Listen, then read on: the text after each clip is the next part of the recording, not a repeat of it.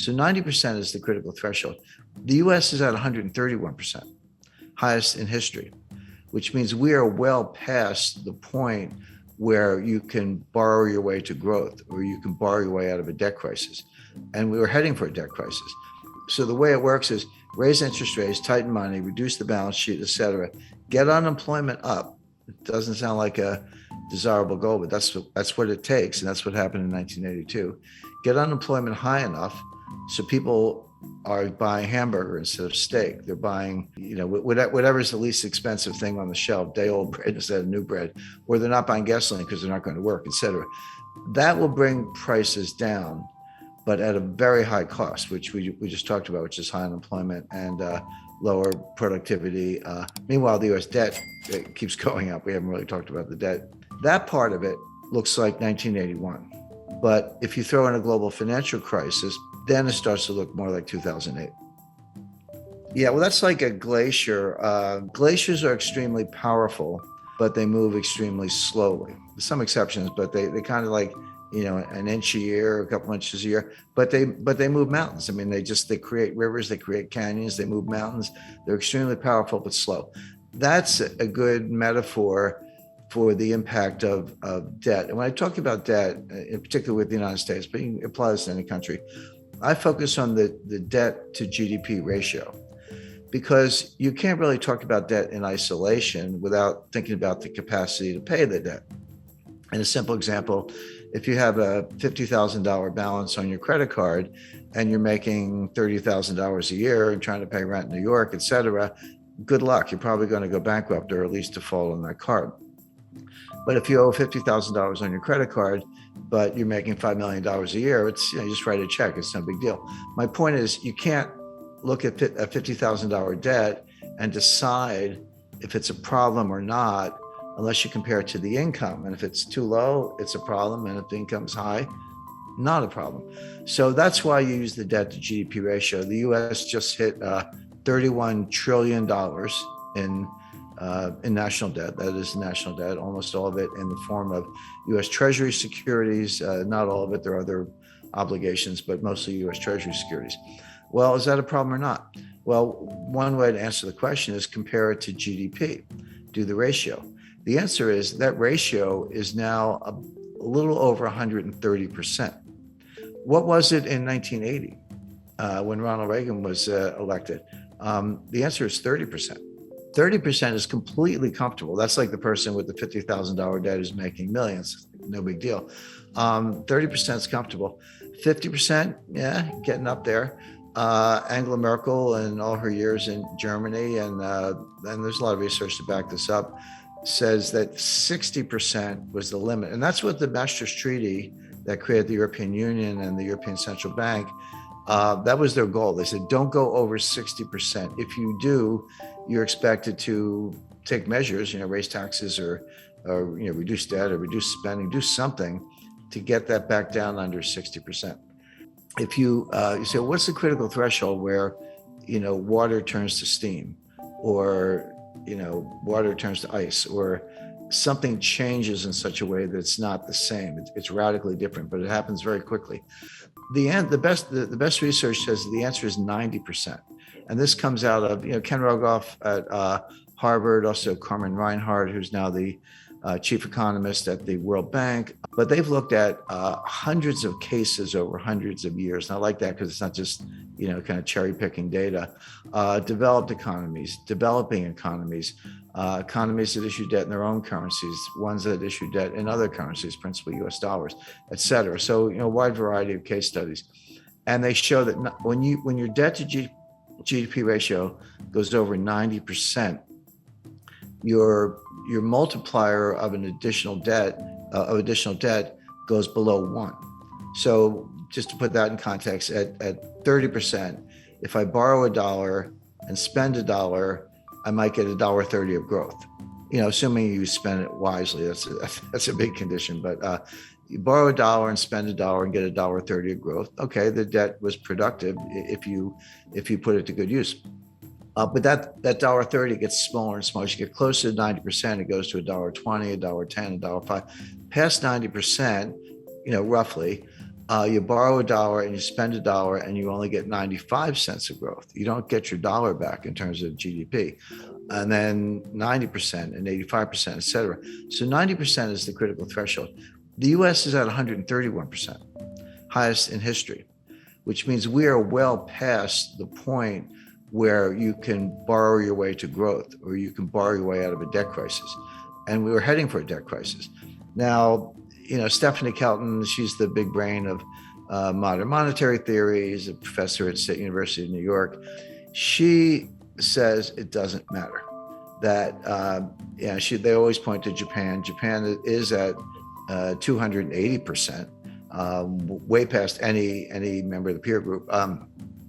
China's probably higher. China's a little more opaque because they are, but also they don't have as much national debt. If you look at the national debt to GDP, it's modest, but they have an enormous amount of provincial debt, and the banking system is owned by the government or controlled by the government.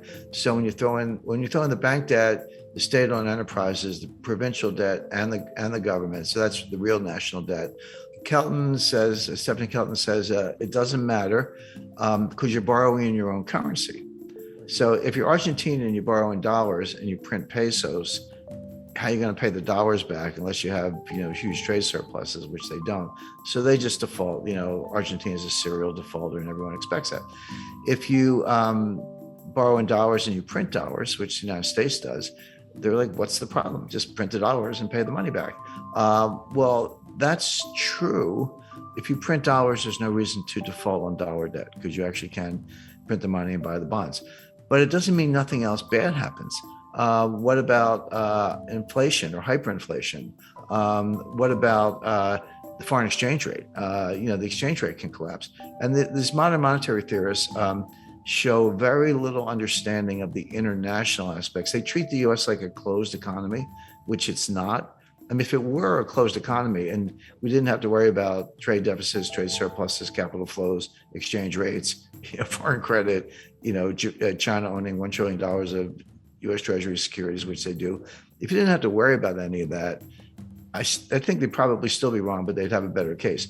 But you do.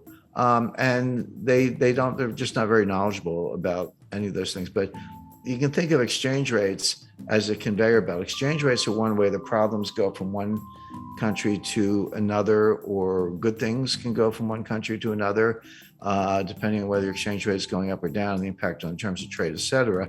But they completely ignore all that. They also ignore the role of commercial banks. They just look at the Treasury and the Fed and look at money supply, but like kind of M0, but don't understand how commercial banks create M1 and they do their own thing. They're not on as short a leash as they seem to think. But if you read Stephanie Kelton's book, The Deficit Myth, she says, well, we don't really need a bond market, U.S. bond market. We only have a bond market as a favor to investors because it gives them a place to put their money. But why have, he said, you have government spending. So the Treasury borrows money by issuing bonds, and then the Fed monetizes the bonds by buying the bonds. And that gives the Treasury the money to pay the bills, et cetera. She says, do away with all that. Just give the Fed, wire instructions for Lockheed. And if you need 5 F-35 fighter jets, order them and just send the money right to Lockheed. Why do you need a bond market? I mean, she actually says that. So, okay, legally that might be possible, but to suggest that you can do that without consequences is nonsense. And then you say, what about inflation? Their view is as long as there's excess capacity and unmet needs, et cetera, you're not going to have inflation because there's a lot of slack in the economy. That's a legitimate debate. But they say when inflation happens, raise taxes.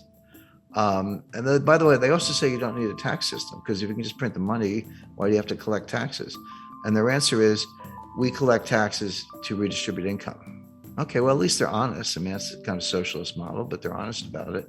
But it's important to bear in mind that Stephanie was the principal economic advisor to Bernie Sanders in 2016 and 2020. And Bernie Sanders today is the chairman of the Senate Budget Committee, controls the purse strings. So coming out of Congress, and Biden's kind of a cipher. He's barely aware of his own existence. So Sanders is in a powerful position, and she's she's the Bernie whisperer, so to speak, who's behind all this. So if you ask the typical member of Congress, can you define modern monetary theory? They'll look at you funny. They've either never heard of it or they certainly don't know what it means, MMT, But they're acting in accordance with modern monetary theory. Whether they know it or not doesn't matter.